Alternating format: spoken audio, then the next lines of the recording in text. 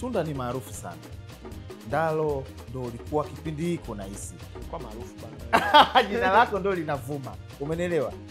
Mtu kama Tunda kuingia naye kwenye mahusiano, nataka nijue usiku wako ulikuwa vipi? Marafiki zako, ile moment ya kuhadisia kwamba bwana mimi Tunda kanizimikia. Una zile moment za wanaume. Afu wezi amini sasa.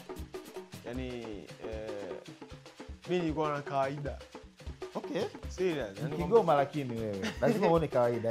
Serious, mimi nilikuwa na kawaida kwa sababu yani of course mimi nimeenda kwa mahusiano na Tunda tayari, mimi nakaleka shamba ka useleb kashaanza kunitoka. Kashanitoka na vitu vya kawaida. Kwa hiyo hata kuwa naye kwa mahusiano nikawa mimi naona kama ni mwanamke kama wanawake. Yaani nachukulia normal. Hata mahusiano kwenda ile ambayo kuna mtu alinizunguka akatoa. Yani mimi ndo nilikuwa mtu wa kubisha katu.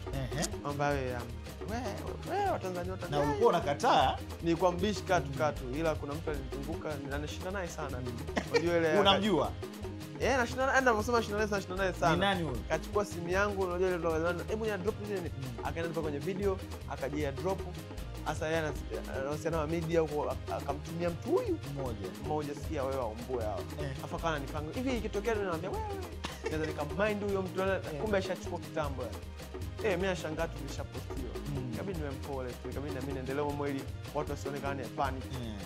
Lakini yeye Tunda alisema fresh tutakuwa na kwa sababu kuna mapenzi ya kweli. Ulipika kama mapenzi ya kweli, uwezi ukaandafia chochote.